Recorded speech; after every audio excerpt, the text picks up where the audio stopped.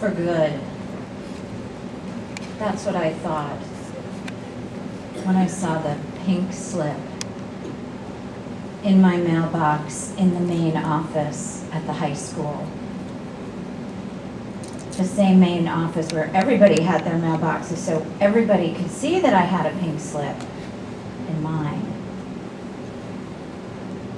A non-tenured teacher, as I was then, and I thought, well, this is it, done for good. And I took the slip and batted my eyelashes and went off to my class to teach my students because it wasn't their fault.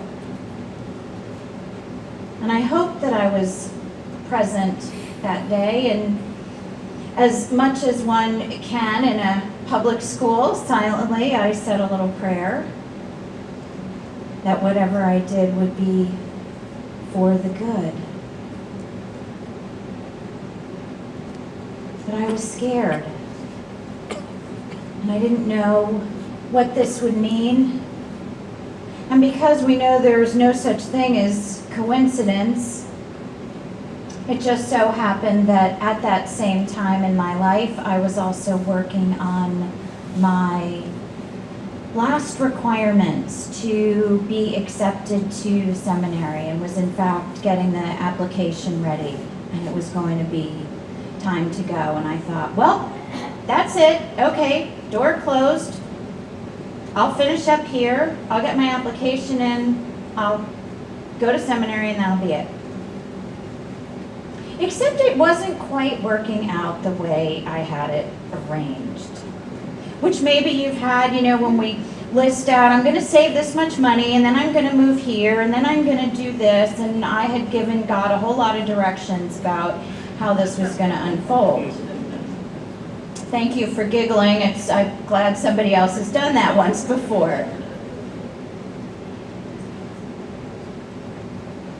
And it was just at that time, again, because there is no such thing as coincidence, that it was the season of Lent, and being the good seminarian in training, I was getting myself ready, and so I was working my program and going through things and doing everything I could to hold myself together, because now I wasn't going to have a job, and I really didn't know what was going to happen next.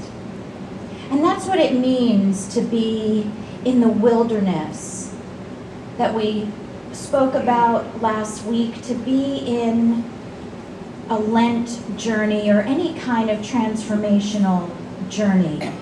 That wilderness place where we don't know exactly where we're going. We thought we knew, but it's not happening the way we thought it was going to be. And sometimes we can't see very far ahead. In fact, it seems that everything is dark, literally and metaphysically. And it would be in the darkness of those early mornings and those late nights that I would turn back to all the things that had brought me to that place. Remember, when the children of Israel are wandering in the wilderness, God's really giving them everything they need. And so I had everything I could have in that moment. And I turned to the Psalms, one of which we had in our daily word. And that word that we sometimes know in the 23rd Psalm that's called mercy is actually in Hebrew the word chesed. And it translates as loving kindness. And loving kindness is the fourth branch in the tree of life. That we must have loving kindness with all the other branches. And that psalm led me to many more psalms. And sometimes we don't like psalms. Some of us haven't really read them. The one I'm going to talk about is 107, and if you have a smart device and you'd like to follow along, please do. And this psalm is called sometimes in the translations, Thanksgiving for Deliverance from Many Troubles. It's in the 5th chapter of the collection of Psalms. There's a lot of Psalms, and a lot of us don't like them. We don't like all those words. Why is all that stuff in there? We don't understand it. It's like poetry. And no coincidence, it was the unit in all my English classes in the spring where we were teaching the poetry unit. And so I invite you to consider that the psalmist, the poet, the lyricist, is the person who expresses faithfully those things that we can't say ourselves. That the psalmist, the poet, the lyricist is the person who expresses the pain, expresses the sorrow, expresses the joy, especially expresses the faith in the dark moments when they don't know how. And so what's interesting about this psalm is that if you follow along, you'll see that sometimes the English translates that God offers steadfast love, which is loving kindness. The psalmist is so convinced and wants to convince us all these many years later that God is the way through. God knows how, so we don't have to. What we need to do is be faithful, and we need to trust. And so the psalmist makes a case, per se, beginning by saying that God redeems the people from the north, south, east, and west, in all directions. It doesn't matter who they are, who they love, where they've been, what they look like.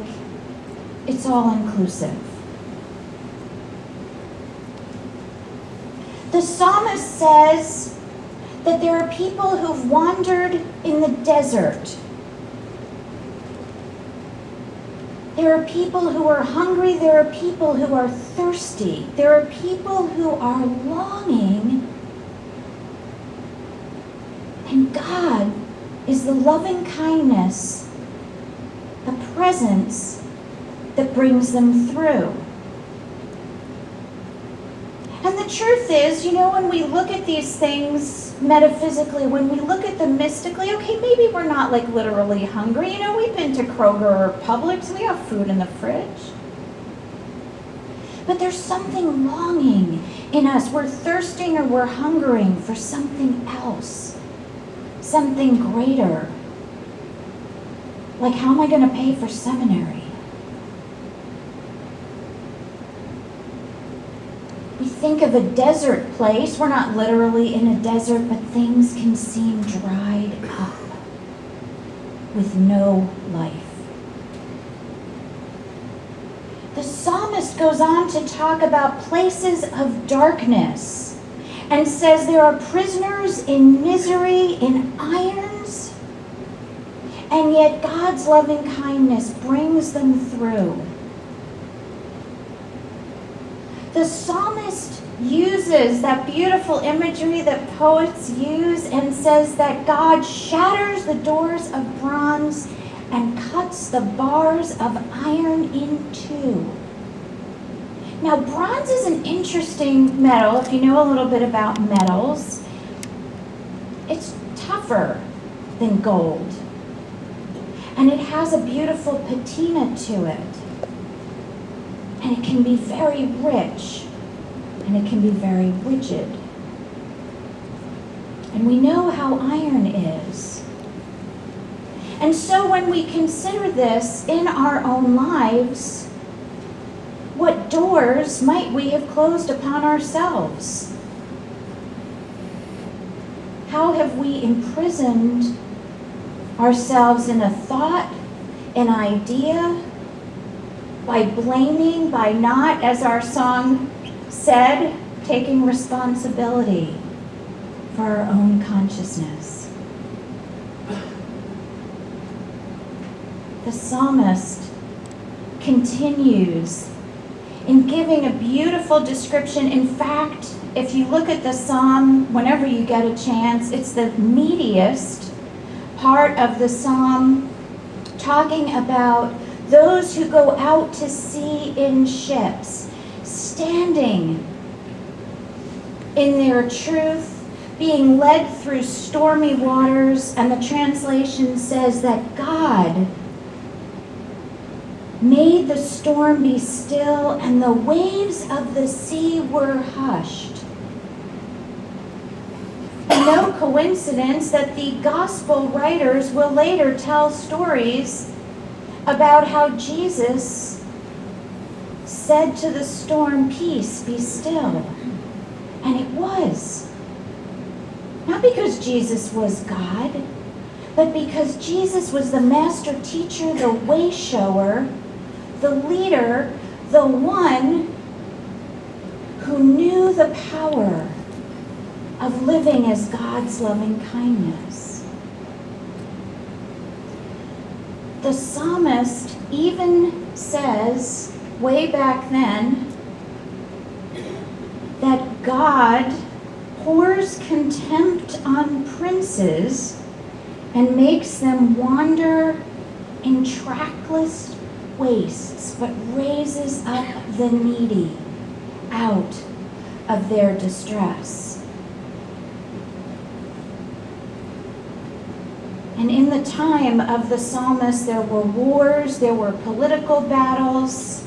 They didn't have automatic weapons, but they certainly had ways of killing people if they wanted to. Even in the midst of what seems distressing,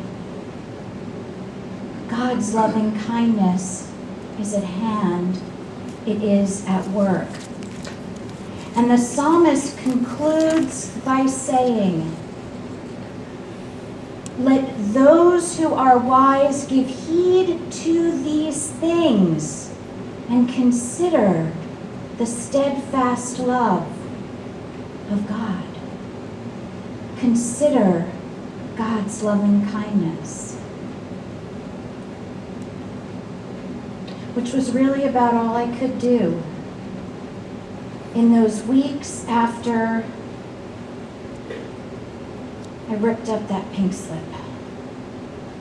Because I wasn't going to make that be the truth of who I was. And so I used a lot of prayer. And I worked my program. And I taught my students. And I fixed up my resume and sent it off to other school districts and had 2 interviews lined up. And affirmed that God's loving kindness was somehow going to see me through, because it obviously was not going to work out the way I thought it would. And no coincidence, it was about this time that if you could see my copy of What Are You by Imelda Shanklin, which is at home with all kinds of sticky notes in it and pen marks and kind of ripped cover, all those years ago, that I found this text that I want to read to you absolutely. Imelda Shanklin of What Are You, one of our Unity New Thought teachers, who's been a way shower for us on this Lent journey, who said, "Do not resist your experiences by being ashamed when you have not known how to let God deliver you. Do not oppose God by trying to demonstrate yourself. Then God will demonstrate itself. Its demonstration will be the nature of a miracle in your life." And so I let go. And one day, when I was doing my district-mandated extra help, Tuesdays and Thursdays, in my classroom, I had a notice in the back of my mind while the kids were working on their projects that I actually hadn't heard the afternoon announcements. But it didn't matter because I wasn't going to work there anymore anyway. And I did my last clear up, went outside, locked the door, and as I looked down the hall, I saw my friend Jill, the union rep, running down the hall, and at the same time I heard, "Miss Sachs, please call the office. Miss Sachs, please come to the office." And I hadn't heard it at all. Isn't it interesting? Sometimes we're just not tuned in, and God has been calling all the time. And Jill came and got me, and she said, Jen, they want to see you in the office." And I thought, oh gosh, what's going to happen now? And when I went into the office, the principal and the supervisor were there. The supervisor, who I made my enemy for a moment because I'd had 5 evaluations when everyone else had 3. And there she was with the principal. And it was kind of like watching the two of them in chairs, and they kept going like this and going like this, and they said, Jen, we can't make it work. We can't make it work. We can't make it work. And I'm thinking, can't make what work? And then my supervisor said, we were supposed to cut a whole English class, and we can't make the numbers work. And so we want to know, would you stay? And we'd like to give you tenure. And as it turned out, to finish with the class of 2008, the class I had shepherded through the junior high school and into the high school. And Jill looked at me and squeezed my hand. And I blinked my lashes again and said yes. And I finished with that class, and we planned their junior prom, and we planned their senior prom, and I couldn't help it, but I cried like one of their parents when they all graduated. In that process of remembering God's loving kindness, my relationships deepened. I saved a few more dollars for seminary. And when it was time to move on, it was on my time, the God-directed time. And obviously, you know how that part of the journey goes, because here I am. Our lives are a reminder to us as we finish this portion of the Lent season that we are moved through a divine process as we began this one. We choose to agree with God. We choose that we're going to embrace wholeness, even though we don't know how this is all going to happen. We choose to change our minds. We choose wisely what steps we'll take. And especially, we allow ourselves that beautiful peace that comes when we're redeemed. Redeemed meaning to be free, to be changed and transformed for the good. The good is unfolding as the way shower we know is Jesus the Christ is going to lead us into Palm Sunday and in that renewal, which is Easter. I love you. Namaste.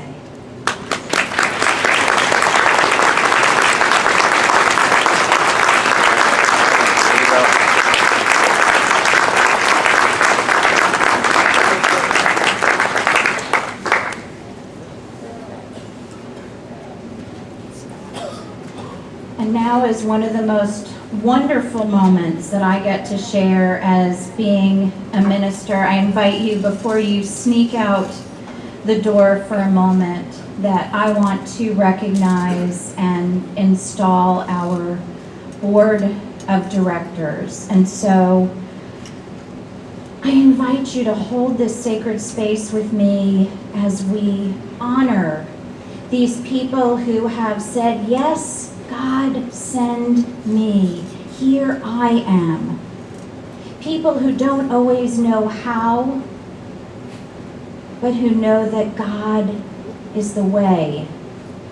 And so I invite you to bless them as they come forward, these divine expressions of God who said yes to helping us be the awesome, beloved Unity Atlanta community that we are called to be. As they come forward, Brenda Williams,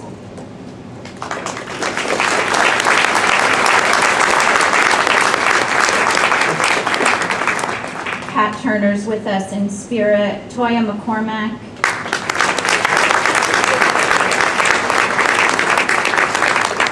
Angela Lewis,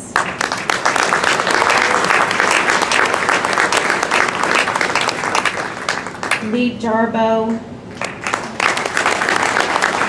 Tom Hicks, Vern Herr, Allison Chandler, Greg Carlson, and Sydney Brown.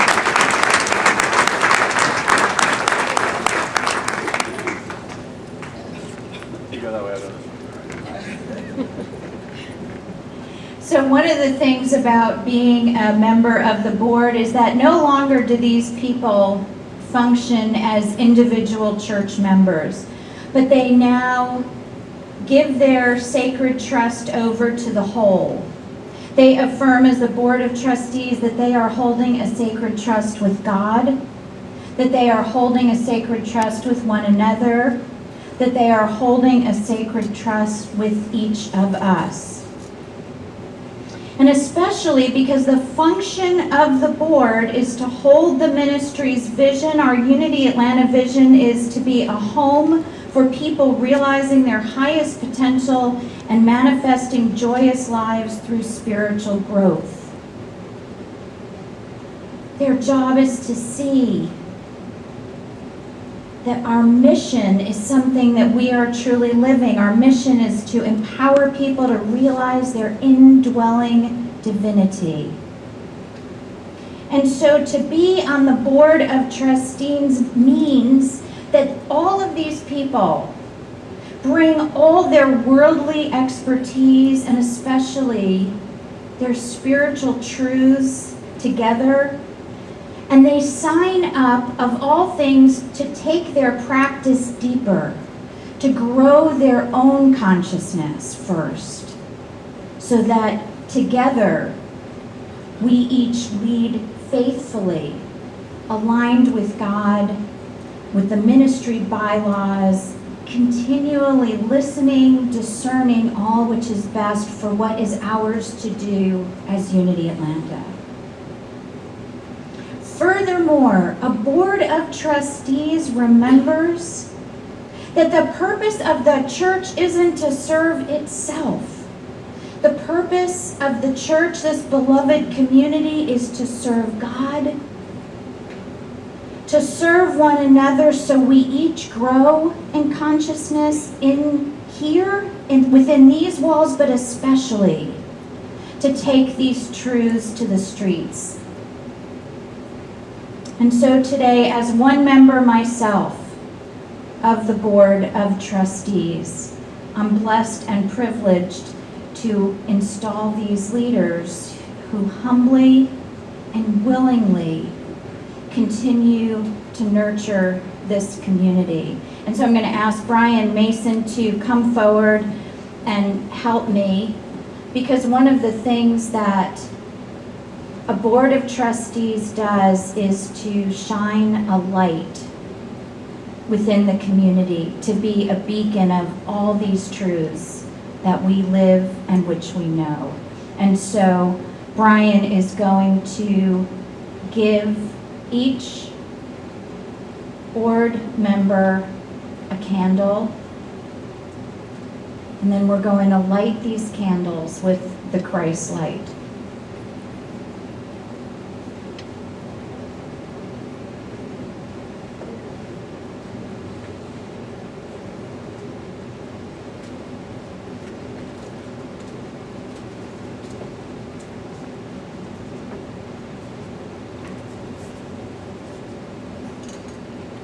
One light shining in the dark can lead the way, and many lights shining together can transform the world.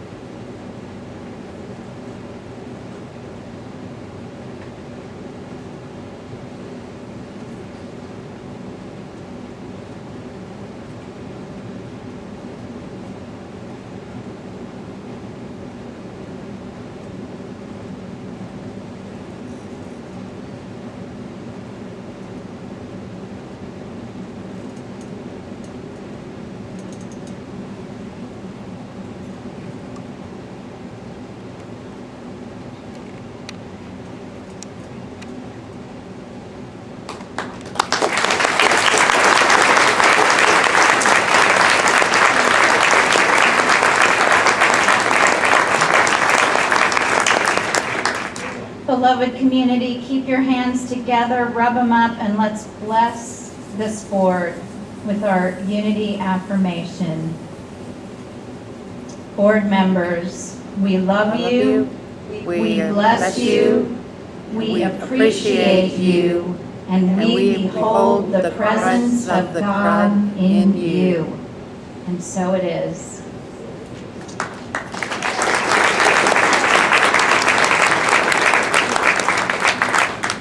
And before we extinguish these lights, fellow board members, I ask that you take these candles, put them somewhere in a sacred space to remind you of this time, of this blessing, and of these next divine steps we are taking in this wonderful spiritual journey. And a 1, and a 2, and a 3.